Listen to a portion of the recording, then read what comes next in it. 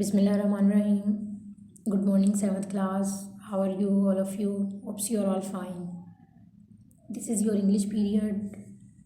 Today we'll do our dictation units. Dictation units जो हैं आज मैं करवाने जा रही हूँ. आपने ये कॉपीज़ पे नहीं करने, और कॉपीज़ तो आपके पास आज आपने वैसे ही सबमिट करा देनी है. आपने क्या करना है, अपनी बुक पे मार्क कर लेना है जिस तरह से हम पहले बुक पे मार्क करते हैं.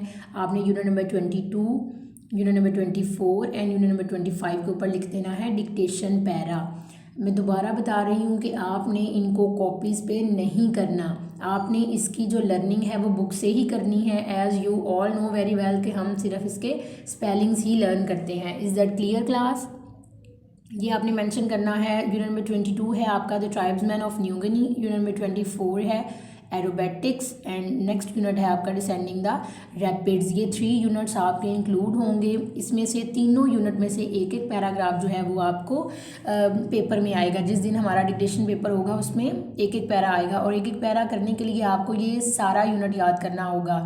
वी डोंट नो कि हमें कौन सा पैराग्राफ आ जाए, तो इसके लिए आपको क्या करना होगा, पूरा यूनिट विद स्पेलिंग्स लर्न करना है. विद स्पेलिंग्स लर्न करने के साथ आपने क्या करना है, उनको लिख के चेकआउट करना है कि हमारे स्पेलिंग सही है या नहीं.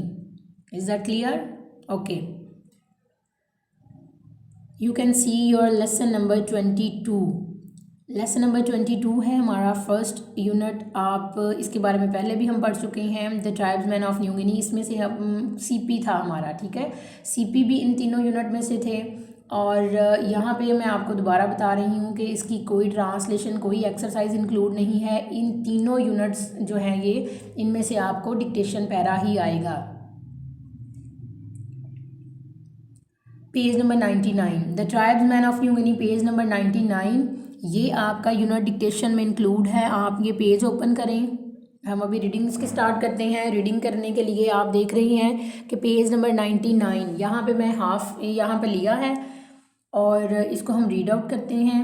रीड आउट करने के लिए मैं आपको फिर बता रही हूँ कि जो आपको डिफ़िकल्ट वर्ड लगे आपने उसको अंडरलाइन करना है, और अंडरलाइन करने के बाद आपने जब उसको लर्न करना है, लिख के देखना है, तो फिर आपने उसको कंफर्म करना है. और आई डोंट थिंक सो कि आप कोई भी स्पेलिंग जो है वो मिस करें, क्योंकि जब आपको पैरा की सूरत में आना है तो पैराग्राफ में अगर एक भी लेटर गलत हो जाए तो फिर ऑब्वियसली आपके जो मार्क्स हैं वो डिडक्ट हो जाते हैं. तो इसके लिए आपने लाइक अ गुड स्टूडेंट्स अच्छे से इसको रीड आउट करना है और स्पेलिंग्स लर्न करनी है. After that you will have to do a lot of practice. Is that clear? Okay, read out करते हैं हम इसको. The tribesman of New Guinea. The writer Domaris and his photographer friend Frank Fiskeback traveled to Irian Jaya, the western sector of New Guinea, recently.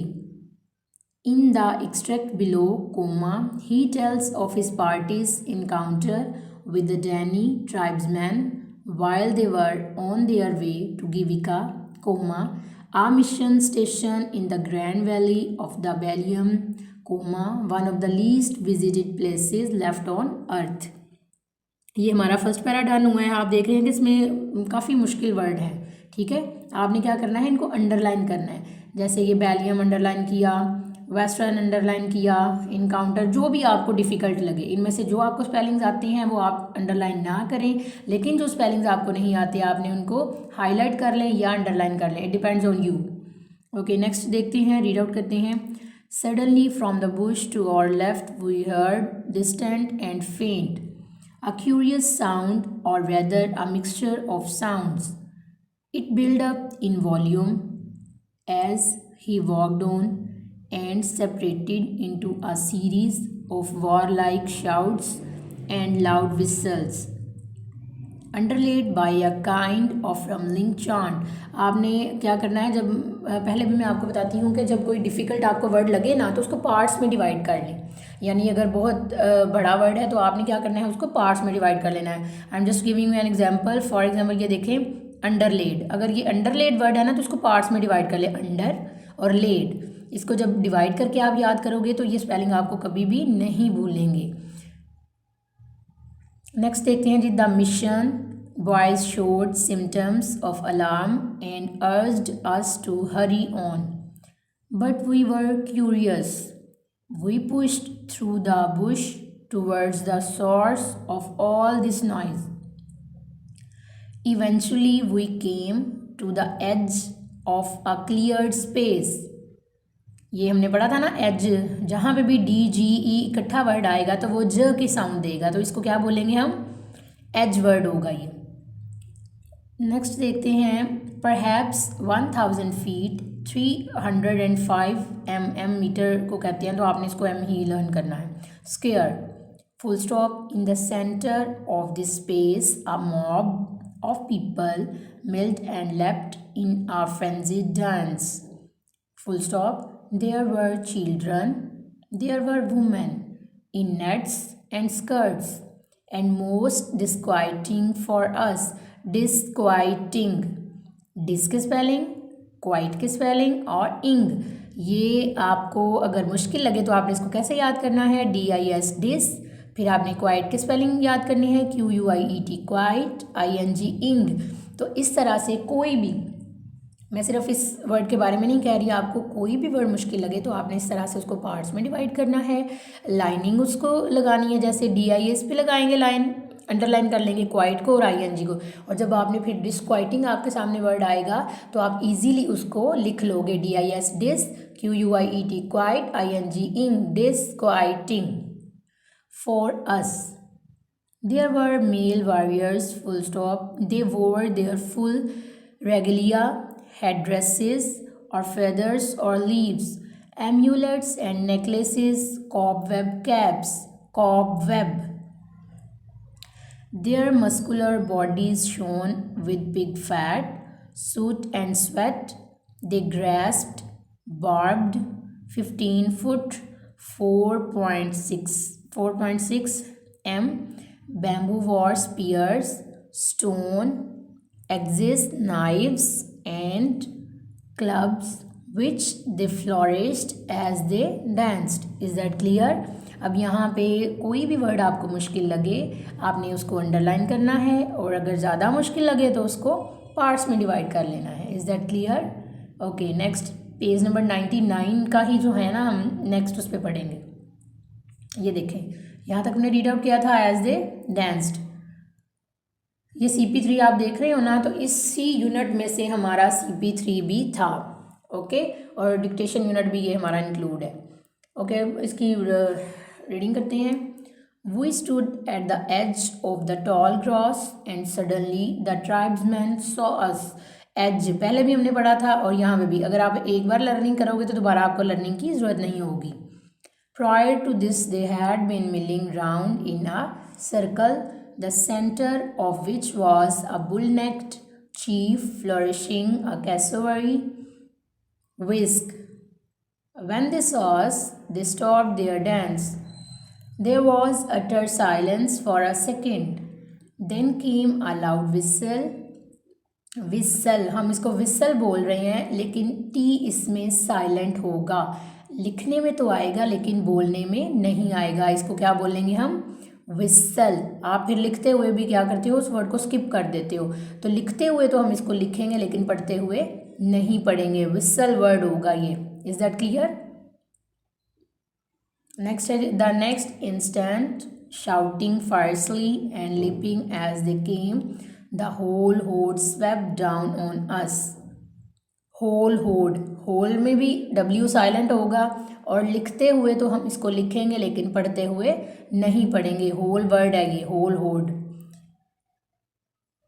Next है हमारा, I thought of my wife and clenched my teeth, Frank sweating hard, coolie kept shooting. Shoot के spelling और ING क्या बन गया, shooting.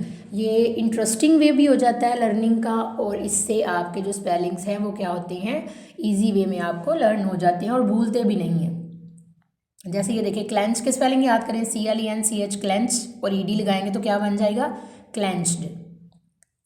यहाँ पे और भी एक दो वर्ड देख लेते हैं।